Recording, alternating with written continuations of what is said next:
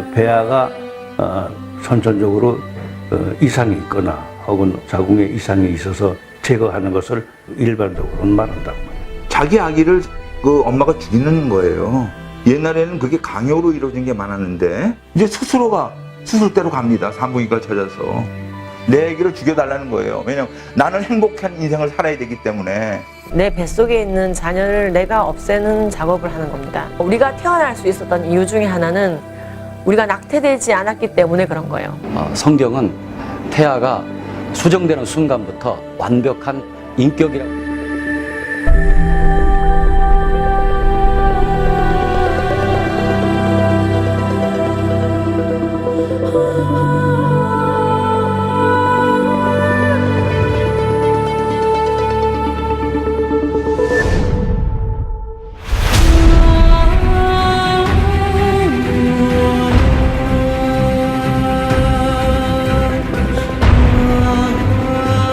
어미의 뱃속에서부터 하나님이 내장을 지으시는 그 순간부터 사람으로 성별하셨고 특별한 사명을 하나님이 그 뱃속에 짓기 전부터 이미 하나님의 섭리 속에서 만들어지는 하나님의 사람들이기 때문에 낙태는 그와 같은 하나님의 뜻을 도전하는 것일 뿐 아니라 하나님이 창조하신 그 생명을 사람이 끊어내는 심각한 죄다.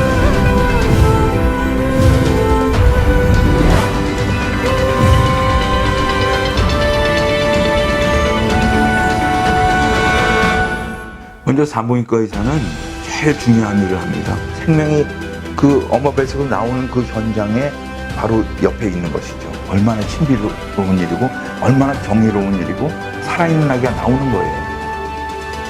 아, 감동이죠.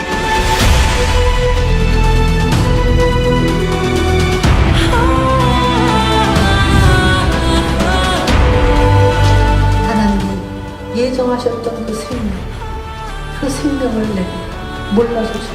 하나님의 이 간절한 땅, 살인하지 마라.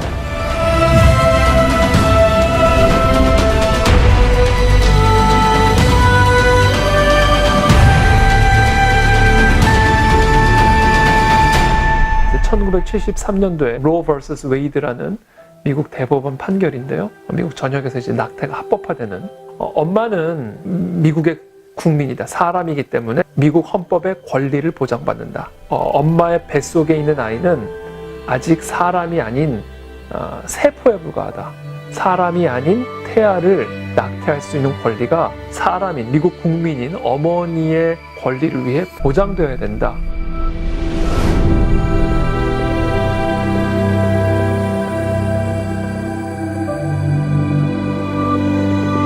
낙태의 문제를 알리기 위해서 낙태된 아이들의 그 죽은 사체를 사진에 담아서 길에서 전시하고 캠페인을 벌린 그 단체를 이 낙태를 옹호하는 단체에서 이 신고를 한 겁니다. 너무 이제 끔찍한 걸 보여준다는 거죠. 낙태를 하는 그 행위의 결과로 나온 것들인데 낙태의 결과물을 보여주면서 하소연하는 사람들의 행동이 끔찍하다라고 말하는데요. 낙태가 끔찍한 일이지 낙태의 문제를 알리는 일이 끔찍한 게 아닙니다. 우리나라의 출생률은 세계에서 최하위고 그래서 낙태까지 합법화한다면은 몇십 년 후에는 우리나라는 이 지구상에서 곧 사라지게 될 것이다. 우리 민족과 국가는.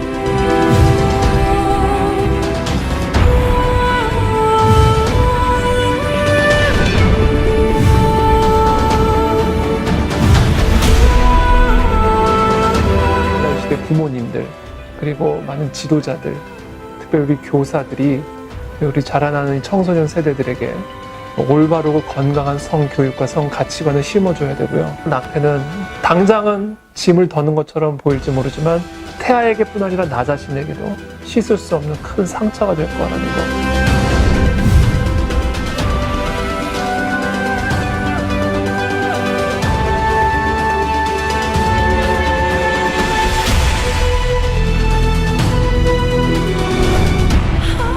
한 산부인과 의사의 그 외침을 지금도 잊지 못하고 있습니다. 낙태 시술을 해주었는데 그가 30년 동안 교회를 다녔지만 강단에서 낙태는 죄다, 낙태는 살인이다 하는 설교를 듣지 못했다고 합니다. 저는 낙태가 우리나라에서만은 정말로 법제화되지 않고 생명윤리와 성윤리의 모범적인 국가로 남았던 나라가 바로 대한민국이었다고 그렇게 좀 기록되었으면 좋겠습니다. 한 아이가 태어난 지 얼마 안 돼서 허리가 50도 이상이 구부러지는 척추 만곡증이라는 것에 걸렸습니다. 이 아이의 이름은 레이시라고 하는데요. 그의 몸은 어디를 가나 웃음거리가 됐습니다. 또 놀림거리가 되고 그리고 논쟁의 대상이 됐습니다. 이 아이는 사춘기에 접어들면서 자신을 비참하게 여깁니다. 어째서 내가 뭘 잘못했길래 남들은 똑바로 서서 걸어 다니는데 왜 나만이 이렇게 구부러져 있는가? 늘 방구석에만 들어가 있는 은둔의 삶을 살게 되어집니다. 그러던 어느 날 목사님께서 신방을 오셨습니다. 이 아이는 방 안에 있고요. 목사님과 어머니의 대화가 들리는데 어머니가 탄식하면서 그렇게 얘기하는 게 들리는 거예요. 제가 지은 죄가 많은가 봐요. 그래서 우리 가정에 어려움이 많고 우리 아이가 저렇게 됐나 봐요 라는 얘기를 하는 거예요. 그런데 그때 목사님이 말씀하셔요. 그것이 아닙니다. 그러는데 순간 귀가 번쩍 뜨입니다. 왜냐하면 왠지 그 목사님은 자신의 비참함이 어디서 비롯됐는지 아시는 것 같은 느낌이 들었기 때문입니다. 그리고 계속해서 귀를 기울여 목사님이 무슨 얘기를 하시는가 듣는데 목사님이 이렇게 말씀하세요. 이는 누구의 죄 때문이 아니라 하나님의 영광을 위하여 있는 것입니다. 멍해집니다. 나의 비참함이 무엇을 위한 것이라니? 지금 나의 이 비참함이 무엇을 위한 것이라니? 나의 이 비참함이 인간의 무엇 때문에 이렇게 된 것이 아니라 하나님의 무엇을 위하여 마련된 것이라면 다시는 햇볕을 보지 못할 것 같은 나의 인생에도 의미가 있다는 말인가? 그리고 그 무엇이 바로 하나님의 영광을 위해서라면, 그렇다면 하나님이 나의 삶 속에 내가 모르는 어떤 뜻, 어떤 목적을 두셨다는 말인가? 그 순간 그의 눈에서 갑자기 뜨거운 눈물이 흐르기 시작합니다. 그리고 가슴 속에서 우러나오는 그 눈물이 그를 완전히 적셔버립니다. 그 후로 그의 마음속에 태도가 달라지는데 원망과 불평과 좌절로부터 벗어납니다. 그리고 감사와 찬송이 흘러나오기 시작했습니다. 그때부터 그는 자신과 같은 장애를 가진 사람들과 그것과 비슷한 환경에 처해 있는 사람들을 찾아다니면서 예수 그리스도의 복음을 전하기 시작했습니다. 그리고 그들도 역시 같은 아픔을 가진 사람이 와서 복음을 증거할 때에 마음을 열고 복음을 받아들이고 그의 인생들이 원망과 좌절 속에서 소망과 생명으로 나아가는 놀라운 일들이 벌어지게 됩니다. 그는 그의 삶 속에 숨겨진 하나님의 목적, 뜻을 발견하게 된 것이고 오늘날에도 이분은 장애인들을 위해서 아주 위대한 사역을 감당하고 계십니다. 오늘 말씀에 나오는 소경은 누구보다 불행하지요. 여러분, 세상에 많은 장애가 있지만 앞을 보지 못하는 장애처럼 불행한 것은 없다고 생각이 되어져요. 다리를 못 쓴다거나 팔을 못 쓴다거나 혹은 듣지 못한다거나 말하지 못하는 것도 앞을 보지 못하는 것에 비하면 훨씬 가볍다고 생각할 수가 있습니다. 그만큼 앞을 보지 못하는 것처럼 이 세상에 불행한 것이 없습니다. 근데 사람들은요, 불행한 누군가를 보면 어떤 심성을 가지고 있냐면 그 불행의 원인에 대해서 찾고 그리고 그를 비난하고 싶어하는 심성을 가지고 있어요. 어떤 안 좋은 일이 생기든지 어떤 안 좋은 상황 가운데 있는 누군가를 보든지 어떤 가정을 보든지 저 사람이 어떤 잘못을 했기 때문이야 라는 것을 찾아내서 비난하고 싶어하는 심성들이 인간의 마음속에는 있어요. 그래서 논쟁이 벌어지는 겁니다. 이 사람이, 이 청년이 앞을 보지 못하는데 태어나면서부터 소경이었는데 누구의 죄냐? 부모의 죄냐? 아니면 이 아이의 죄냐? 왜 부모의 죄를 아이가 뒤집었습니까? 아니면 이 아이가 태어나면서 죄를 지은 건가? 어떻게 뱃속에 있는 아이가 죄를 지을 수 있습니까? 그러니까 끝이 없는 논쟁이 계속되고 있는 거죠. 그런데 이때 예수님께서는 원인을 찾고 비난하는 데 관심을 가지신 것이 아니라 이것을 통해서 하나님이 하시는 일에 대해서 말씀하시는 거예요. 우리 다 같이 3절 말씀을 읽어보겠습니다. 시작. 예수께서 대답하시되 이 사람이나 그 부모가 죄를 범한 것이 아니라 그에게서 하나님의 하시는 일을 나타내고자 하심이니라. 여러분, 이것이 얼마나 충격적인 이야기인지요. 소경을 통해서 무슨 하나님의 영광을 드러내겠습니까? 앞을 보지 못하는, 만약에 큰 부자라든지 권세를 가진 사람이 되었다든지 어떤 기적을 베푸는 사람이 되었다면 하나님의 영광을 드러내지 않을까 생각할 텐데, 앞을 보지 못하는, 어려서부터 앞을 보지 못한 이 청년을 통해 무슨 하나님의 영광을 드러내겠습니까? 그러나 불과 몇 시간 후에 이 청년의 삶은 하나님의 영광을 드러내는 도구가 되었습니다.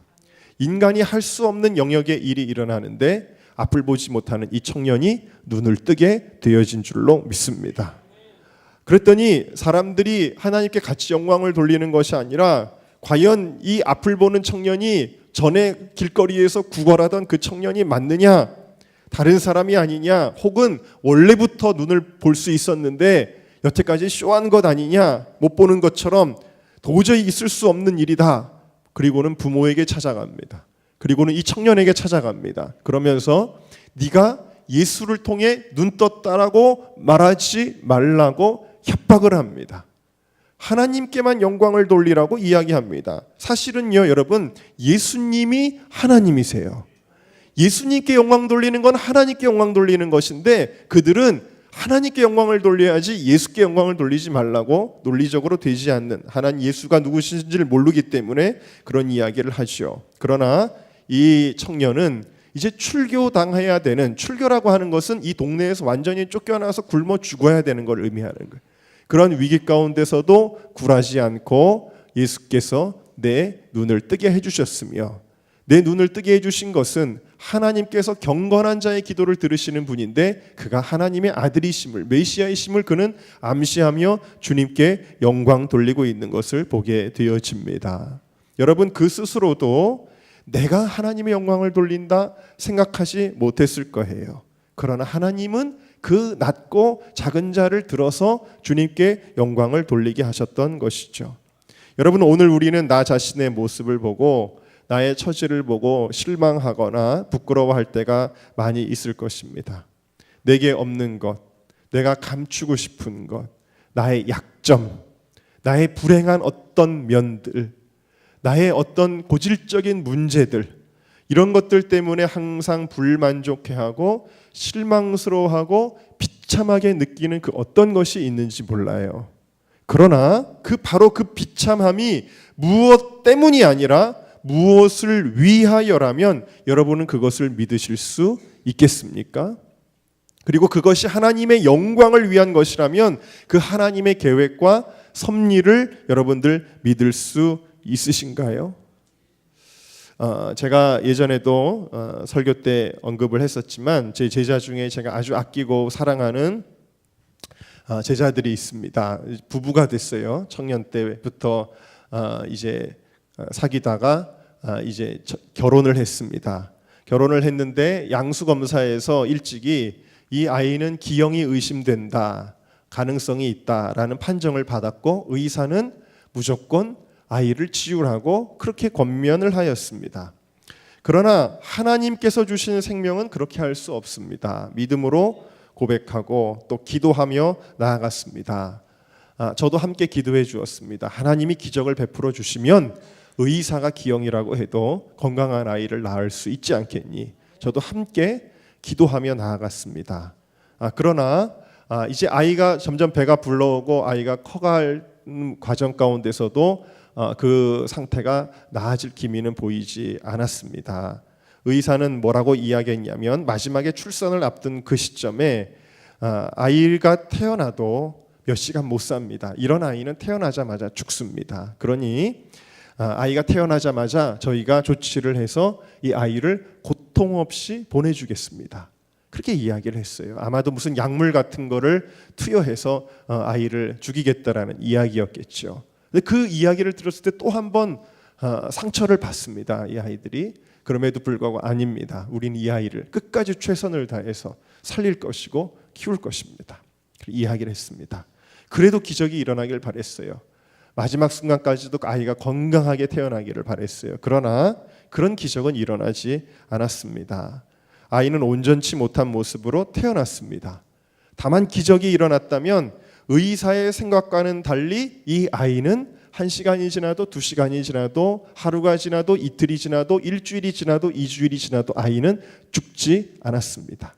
오히려 시간이 갈수록 아이는 건강한 아이로 지금도 자라나고 있습니다. 물론 쉬운 일이 아닙니다. 이 아이는 교정 치료를 받아야 됩니다. 척추가 휘고 다리와 팔 같은 데가 휘었기 때문에 이 아이는 교정 치료를 받아야 됩니다. 이 교정 치료가 굉장히 고통스러운 것이기 때문에 아이가 힘들어하죠. 그러면 이걸 바라보는 엄마 아빠의 마음도 굉장히 안타까우리라고 생각이 되어집니다. 그리고 이 아이를 키우면서 아이도 마찬가지겠지만 부모도 상처받을 일이 얼마나 많이 있을지 모릅니다. 그러나 이 아이들이 결코 후회하지 않아요. 며칠 전에 이제 어떤 일을 마치고 지방에서 밤 11시 반쯤인가 이렇게 올라오는 길인데 갑자기 생각나서 통화가 됐습니다. 그런데도 좀 와서 아이를 위해서 기도해 줬으면 하는 마음이 느껴지더라고요. 그래서 우리 이상훈 간사님과 함께 밤 12시가 거의 다 돼가지고 이 집에 신방을 갔습니다. 신방을 갔는데 얼마나 그 아이를 사랑스러워하고 이뻐하는지 몰라요. 결코 그 아이가 그 육신적으로 온전치 못하다고 해서 그것이 부모의 사랑에 영향을 주는 것은 손톱만큼도 없는 것입니다. 얼마나 사랑하고 얼마나 예뻐하는지 모르고 실제로 제가 봐도 얼마나 사랑스러운 아이였는지 모릅니다. 그렇게 그 아이들을 만나고 집으로 돌아오는 길이었는데 문득 이 부부에게 어떤 미션이 있는 게 아닐까 하는 생각이 들었습니다. 고린도전서 2장 16절 말씀이 생각났는데 누가 주의 마음을 알아서 주를 가르치겠느냐 그러나 우리가 그리스도의 마음을 가졌느니라. 여러분 오늘 이 시대에 주의 일하는 사람들 하나님의 나라를 위해 헌신한다고 하는 우리들에게 가장 필요한 것이 있어요. 무엇이냐면 주님의 마음을 갖는 거예요. 주님의 마음을 가진 자가 주님의 일을 할 수 있는 거예요. 어떤 능력과 권세와 경험과 지식이 아니에요. 주님의 마음이 내 마음 가운데 부어진 사람들이 주님의 일을 할 수 있는 거예요. 근데 갑자기 주님의 마음을 아는 사람들이 바로 이 아이들이 아니겠는가 이런 생각이 제가 드는 거예요. 아까 영상을 보셨지만 여러분 최근에 낙태를 합법화하겠다고 합니다. 지금 사회적인 분위기, 법관들의 성향을 봐서 아마 그렇게 될지 모르겠습니다. 지금 시대 정신이 페미니즘이 돼버렸습니다. 불과 5년, 10년 전까지만 해도 아주 이단적인 사상으로 여겨졌던 이 페미니즘이 지금은 시대 정신이 되어버렸습니다. 이 사상이 지배하는 이 사회에서 작은 생명은 부모의 행복 추구권의 걸림돌이 될 뿐이다라는 이야기입니다. 그들의 목소리는 점점 강해집니다. 여성들이 검은색 티셔츠를 입고 검은색 피켓을 들고 나가서 막 외칩니다. 내 자궁은 내 것이다. 여기서 생겨나는 생명을 내가 지우던 말던 그 누구도 참견하지 말라는 겁니다. 자기들의 권리라는 것입니다. 내가 행복하기 위해 부모가 아이를 죽이는 살인을 살인이라고 부르지 말라는 인본주의의 절정 가운데 우리는 살아가고 있습니다. 결코 그것이 행복해지는 길임을 알지 못하기 때문에 물론 그렇게 하는 것입니다. 어쨌든 그들의 목소리는 점점 강해지고 청와대 청원 게시판에 글들이 수십만 건이 올라오고 길거리에서 데모를 하고 그리고 지식인들이 방송에 나와서 이야기를 하고 신문에 관련된 칼럼을 읽어보면 죄다 낙태죄를 폐지하라는 이야기만 도배되고 있습니다. 이와 같이 그들의 목소리는 점점 커지고 있어요. 그런데 한편으로는 하나님의 고통스러운 비명도 들립니다. 자신의 자녀가 여러분 낙태가 되는 그 동영상을 여러분들 보신 적이 있나요? 차마 너무 끔찍해서 제가 고민을 하다가 보여드리지 않기로 했는데 그 영상을 보면 그 작은 아이를 죽이기 위해서 진공청소기 같은 관이 그 아이가 있는 자궁으로 들어옵니다. 그러면 이 아이는 자기에게 위험이 닥쳤다는 것을 감지하고 발버둥 치기 시작해요. 그 관을 피하려고 몸부림치면서 피하려고 애를 쓰지만 이내 흡입기에 의해서 그 아이는 빨려 들어가기 시작합니다. 조금 더 큰 아이는 흡입기로 되지 않습니다. 가위 같은 것을 집어넣습니다. 그래가지고 아이의 다리를 하나 자릅니다. 그리고 잡아당깁니다. 팔을 하나 잘라서 잡아당깁니다. 그리고 아이의 목을 자르고 머리가 너무 커서 빠져나오지 못하기 때문에 집게 같은 것을 넣어서 그 아이의 머리를 완전히 으스러뜨려 버립니다. 그리고 부서진 아이의 머리를 밖으로 치워져 갈 때 여러분 우리는 무엇을 들어야 됩니까? 하나님 아버지의 비명과 탄식을 들어야 하는 것입니다. 하나님께서 그것을 보시고 비명을 지르시고 탄식하시는 그 소리를 우리가 들어야 한다는 거죠. 대한산부인과 의사회가 공식적으로 하루에 평균 3,000명의 생명들이 죽어간다라고 이야기를 하고 있습니다. 여러분 어떤 뉴스에서 기사가 나서 한두 명이 어떤 사고로 죽어도 큰 이슈가 되지만 하루에 3,000명씩 아이들이 죽어가도 그것은 기사화되지 않습니다. 누구도 그 아이들의 이야기를 하지 않습니다. 여러분 비록 건강하지 못한 상태로 태어났지만 이 아이를 사랑했던 제가 말씀드렸던 아까 그 젊은 부부의 그 마음을 제가 생각하면서 오늘도 3,000명씩 버려지는 사랑하는 아이들을 보고 계신 주님의 마음을 아는 자, 이 부부겠구나 라는 생각이 들었다는 것이죠. 여러분 이것이 우연일까요? 이 젊은 부부가 청년 때 저를 따라서 이제 여러 가지 사역을 많이 했는데 그때 무슨 사역이 있었냐면 예전에 탈북자들이 35명인가가 강제로 북송되는 상황 가운데 있을 때 전 세계의 40여 개의 국가에서 중국 대사관 앞에서 탈북자를 강제로 북한으로 보내지 말아라라는 그런 데몬스트레이션을 한 적이 있습니다. 그런데 그때 많은 기자들이 와서 그것을 취재했어요. 취재했는데 마침 그때는 청년이었죠. 지금은 엄마가 됐지만 그 청년이 북송 중지라고 하는 큰 피켓을 이렇게 들고 있는 장면이 크게 신문에 보도가 됐었습니다. 그래서 우리들이 청년들끼리 우스갯소리로 무슨 얘기를 했냐면 북송 중지녀, 북송 반대녀 그런 별명을 붙여줬어요. 생명을 지키기 위해서 피켓을 들고 서 있던 그 청년이 지금은 자기 아이의 생명을 지켜낸 거죠. 왜 그 일을 했었을까요? 여러분 아까도 말씀드렸지만 목소리라는 게 있죠. 뭔가 사회적으로 하고 싶은 말이 있는 사람들은 자기 목소리를 낼 수 있습니다. 여러분 대학생들이 시위를 하면서 자기의 목소리를 내죠. 자기의 처우에 만족하지 못하는 노동자들도 우리의 처우를 개선해달라고 자기 목소리를 내죠. 그러나 자기 목소리를 내고 싶어도 낼 수 없는 사람들이 있지 않습니까? 아까도 말씀드린 탈북자들, 중국을 떠도는 그들은 숨어 있어야 됩니다. 또 그러다가 북송돼서 수용소에 갇힌 자들은 아무리 외쳐도 그들의 목소리가 우리에게 들리지를 않아요. 그들의 비명이 우리에게 들리지를 않아요. 고문당하고 학살당해도 우리 귀까지 전달되지를 않아요. 그래서 성경은 뭐라고 이야기를 하고 계시냐면 잠언 31장 8절에 너는 벙어리와 고독한 자의 송사를 위하여 입을 열지니라. 너는 말 못하는 자와 모든 고독한 자의 송사를 위하여 입을 열지니라. 예수님께서는 우리들에게 뭐라고 말씀하시냐면 말 못하는 자들 가운데 억울한 일을 당하는 사람들, 고통당하는데 말 못하는 사람들을 위해서 대신 입을 열어라 라고 말씀하시는 거예요. 여러분 실제로 미국 국무부가 지난주 화요일입니다. 5월 29일에 2018년도 국제종교자유보고서를 발표했는데 작년 2017년 한 해 동안에 예수를 믿었다는 이유로 기독교 신앙을 가졌다는 이유로 북한에서 몇 명이 죽었는지 여러분 아시나요? 기독교 신앙을 가졌다는 이유로 작년에 북한에서 처형당한 사람이 119명으로 공식 발표가 됐습니다. 그리고 기독교 신앙을 이유로 770명이 수감이 됐고 그 외에도 87명이 실종, 이 사람들도 역시 처형당한 거로 봐야 되고 48명이 강제 이주를 당했고 44명이 기독교 신앙을 이유로 신체적인 부상을 당했어요. 근데 여러분 대한민국에선 이런 거 얘기 안 하죠. 오히려 저 멀리 미국에 있는 사람들이 이런 거를 조사해서 발표해주고 있어요.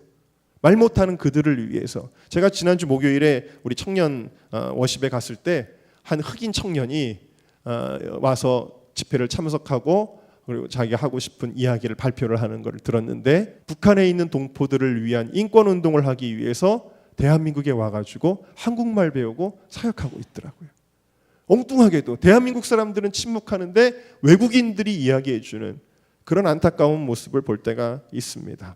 여러분, 지금 평화의 분위기 속에서 한 가지 너무 아쉬운 것은 북한의 억압된 체제 속에서 수없이 학살당하고 고문당하고 갇혀있는 자들의 목소리는 아무도 대변해주지 않는다는 것입니다. 오히려 그 체제를 보장해주겠다고 하는 것입니다. 여러분, 그런데 정말 억울하게 죽어가면서도 자기 목소리를 내지 못하는 이들이 또 있습니다. 바로 낙태로 죽어가는 아이들입니다. 이 인본적인 낙태 합법화 주장이 신문과 인터넷과 대학교 강단과 거리와 피켓에서 홍수처럼 넘쳐날 때 정작 가장 중요하게 여겨야 할 생명들은요, 너무 어리고 너무 작아서 말을 할 줄 모릅니다. 소리를 낼 줄 모릅니다. 그냥 하나의 유물론적인 사고에 의해 세포 정도로 여겨지고 마는 것입니다. 여러분, 누군가 대신 목소리를 내줘야 하잖아요. 이런 생각이 드는 거예요. 저처럼 아이가 없는 사람이 얘기하면 귀담아 듣겠나? 혹은 건강한 아이를 낳아서 행복하게 키우고 있는 사람이 말하면 귀담아 듣지 않겠지. 혹은 그 사람들은 반문하면서 실수로 생겼는데 낳을 수 있겠느냐? 지금 가난한데 미래가 없는데 낳아서 키울 수 있겠느냐라고 반문하겠지. 그런데 아까 제가 말씀드린 그 부부가 말하면 더 진정성이 있고 힘이 있겠구나. 비록 의사는 죽이라고 했지만 부모의 사랑으로 커가는 이 아이를 보여주며 그들은 당당히 말할 수 있겠구나. 이런 생각이 들었습니다. 여러분, 질문을 드릴까요? 못생기면 사람이 아닌가요? 못생겼다고 사람이 아닌 것이 아닙니다. 작으면 사람이 아닌가요? 작다고 사람이 아닌 것이 아닙니다. 어리다고 사람이 아닌 것이 아닙니다. 다시 말하면 이제 막 만들어졌다고 해서 사람이 아닌 것이 아닙니다. 지능이 없다고 해서, IQ가 모자라다고 해서 사람이 아닌 것이 아닙니다. 부모의 실수로 잘못 생겨났다고 해서 사람이 아닌 것이 아닙니다. 혹은 누군가의 잘못으로 잘못 생겨났다고 해서 그가 괴물이 아닙니다. 생명입니다. 하나님의 자녀입니다. 누군가의 행복을 위해서 걸림돌이 된다고 해서 버려져야 하는 쓰레기가 아닙니다. 하나님의 존귀한 자녀이며 생명입니다. 누가 감히 이 아이를 죽여야 행복하다고 말할 수 있으며, 누가 감히 이 아이는 태어나면 불행할 것이라고 말할 수 있습니까? 여러분, 하나님이 한 사람 한 사람을 이 세상에 보내실 때는 아무런 의미 없이 계획 없이 이 땅에 보내지 않으십니다. 우리는 무엇이 좀 부족한 사람을 보면서 예사롭게 여길지 모르지만 하나님께서는 한 생명 한 생명을 헤아리시면서 이 세상에 우리가 이루어야 할 일들을 계획하고 계십니다. 바로 오늘 아침에 우리 은정교회 사역하던 이시영 전도사가 저에게 카톡을 보내왔어요. 마틴 로이드 존스 목사님의 부흥이라고 하는 책을 읽다가 자기 마음에 감동이 됐는지 그 부분을 밑줄을 쳐서, 목사님 책을 읽는데 이런 부분이 있네요 하면서 저한테 오늘 오전에 카톡을 보냈는데, 그게 뭐였냐면 우리가 공동체 안에서 볼 때에 가장 미천하고 작고 보잘것없어 보이는 그 사람을 통해서 하나님은 오히려 위대한 일을 행하실 때가 많다. 여러분, 그렇습니다. 오늘 가장 비참해 보이는 그곳에서 가장 위대한 일이 일어날 수 있는 거예요. 예수님은 이 청년의 눈에 진흙을 발랐습니다. 가장 더러운 물질을 그 눈에 바르고 실로암에 가서 씻으라 하였습니다. 여러분, 가장 미천한 일들을 통해서 하나님의 놀라운 빛의 역사들이 일어나게 된 것입니다. 여러분, 실로암이 무슨 뜻인지 아시나요? 실로암은 보냄을 받았다라는 뜻입니다. 여러분, 중요한 것은 이 보냄을 받았다라는 것은 곧 하나님께로부터 보냄을 받은 예수 그리스도를 의미하는 것인데요. 중요한 것은 어떻게 태어났느냐, 어떤 모습으로 태어났느냐, 혹은 어떤 부모 밑에서 어떤 환경으로 어떤 경제적인 수준을 가진 집에서 태어났느냐가 아니에요. 그 사람의 행복을 결정짓는 것은 그런 게 아니에요. 가장 중요한 것은 이 청년이 어떤 부모 밑에서 얼마나 가난하게 어떤 육신적인 상태로 태어났느냐가 중요한 것이 아니에요. 그것은 무엇이었습니까? 이 청년이 예수님을 만나기 전과 예수님을 만난 이유가 달라졌다라는 것입니다. 다시 말하면 어떻게 태어났느냐, 어떤 환경에서 태어났느냐가 아니라 그가 예수님을 만났느냐가 가장 중요한 것입니다. 여러분, 아무리 인간적인 생각으로 좋은 선택을 하는 것 같아도 내가 이렇게 하면 잘 될 거야, 이렇게 하면 내가 행복해질 거야, 자기가 원하는 선택을 하는 것 같아도 예수님 없는 인생은 불행한 것입니다. 불행해지는 것입니다. 반대로 어떤 아무런 소망이 없는 것 같은 환경 가운데 걸어가는 것 같아도 예수님만 만나면 가장 값진 인생이 되는 것입니다. 언젠가 말씀드렸던 것 같습니다. 이효진 자매가 쓴 내 약함을 자랑하라라는 책을 소개해드린 적이 있지요. 이분은 예인건축연구소의 CEO입니다. 대학 강사이고 여러 가지 사역을 하고 있습니다. 근데 이 이효진 자매는 3살 때 끓는 주전자를 건드렸다가 3도의 화상을 입었어요. 얼마나 요즘 외모를 중시하는 사회입니까? 아이들이 얼마나 거울을 많이 보고 멋을 부립니까? 그런데 이런 사회 속에서 외모를 잃어버렸습니다. 얼마나 소외되고 절망적인 나날을 보냈는지 몰라요. 마침내 하나님을 떠나 자살을 시도하기도 했는데 하나님의 은혜로 자살 기도가 실패하기도 하였습니다. 그러다가 2008년 초에 친구의 권유로 집회에 참석하게 되었다가 성령님을 만나고, 그리고 성령님의 사랑의 음성을 들으며 깊은 내면의 상처가 치유되고 완전히 새로운 삶이 시작되어서 책을 냈는데 내 약함을 자랑하라. 이것은 그가 기도 중에 받은 응답입니다. 그 책의 일부를 여러분들에게 읽어드립니다. 저는 아기였을 때 인형처럼 예뻐서 보는 사람마다 저를 안아보고 싶어 했다고 합니다. 그런데 3살이던 어느 날 엄마가 잠시 외출하신 사이에 제가 연탄 아궁이에서 끓고 있던 물을 손으로 엎으면서 수증기로 인해 얼굴과 왼손에 3도 화상을 입었습니다. 어릴 때 친구들은 파충류, 괴물 같다고 놀렸습니다. 그래서 저는 어릴 때부터 사람들 눈에 띄지 않으려고 언제나 고개를 푹 숙이고 머리카락이나 손으로 최대한 얼굴을 가리고 다녔습니다. 저의 지난 30년의 시간은 끝나지 않을 것만 같은 고통의 터널이었습니다. 어둠과 절망 외에는 없었습니다. 혼자라고 생각했던 시간들, 눈물조차 흐르지 않았던 시간들, 차라리 태어나지 않았으면 좋았겠다고 소리쳤던 시간들을 지나왔습니다. 하지만 예수님께서 저의 모든 아픔과 고통을 청산해 주셨습니다. 나에게 빛으로, 사랑으로, 긍휼함으로 오셨습니다. 그리고 제 옆에서 함께 걷고 계십니다. 저는 아름다운 얼굴을 잃었지만 대신 하나님의 크신 사랑과 은혜를 입었습니다. 하나님은 제 안에 하나님의 아름다움을 주셨고 그것은 외모의 아름다움과는 비교할 수 없는 보석이 되었습니다. 이제는 화상 입은 얼굴이 내게 어떤 슬픔과 고통도 주지 않습니다. 이미 예수님께서 채찍에 맞음으로 내가 나음을 입었다 하고 말씀하셨기 때문입니다. 그래서 비록 눈에 보이는 것은 변함없을지라도 저는 이미 나았다고 생각하기에 더 이상 슬프지 않습니다. 그러나 제게 새 생명을 주신 하나님께서 단 한 가지, 내 약함을 자랑하라고 하십니다. 저에게 임한 고난은 하나님께 쓰임받는 축복의 통로가 되는 것입니다.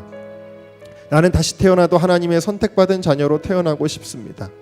만약 화상을 입지 않고 정상적인 모습으로 살다가 예수님 만나지 못하고 지옥에 간다면 나는 차라리 지금의 삶을 택하고 싶습니다. 예수님 없는 내 삶은 지옥이었습니다. 예수님 없는 다치지 않은 얼굴과 예수님을 만난 화상 입은 얼굴 두 가지 중 하나를 택하라고 한다면 나는 후자를 선택할 것입니다. 여러분, 그렇습니다. 여러분들에게 가장 중요한 것은 여러분이 어떻게 태어났느냐, 여러분이 어떤 환경 가운데 있느냐, 여러분의 지금 처지가 어떠냐가 아니에요. 여러분이 예수님을 만났느냐 하는 겁니다. 여러분, 예수님을 만나시기를 바라요. 우리가 찬송에서 실로암이라고 하는 노래, 어두운 밤에 캄캄한 밤에 새벽을 찾아 떠난다. 여러분, 앞을 보지 못하는 사람은요 늘 어둡습니다. 종이 울리고 닭이 울어도 여전히 밤입니다. 그러나 예수님께서 눈을 뜨게 해주실 때 여러분, 주님 안에, 주님 눈 속에 생명이 있음을, 그 기쁨을 발견하게 되는 것입니다. 이 시간 여러분들을 사랑하시는 예수님, 그 주님 앞에 다시 나아가십시오. 예수님이 버림받으셔서 여러분들이 구원받았습니다. 예수님께서 맞으셨으므로 여러분들이 치유를 받았습니다. 예수님이 죽으심으로 여러분들은 살게 되었습니다. 그 좋은 예수님만 만난다면 여러분들의 삶은 위대해질 것입니다. 그 예수님만 여러분들이 함께 동행한다면 여러분들을 향한 하나님의 놀라운 계획들이 이루어지게 될 것입니다.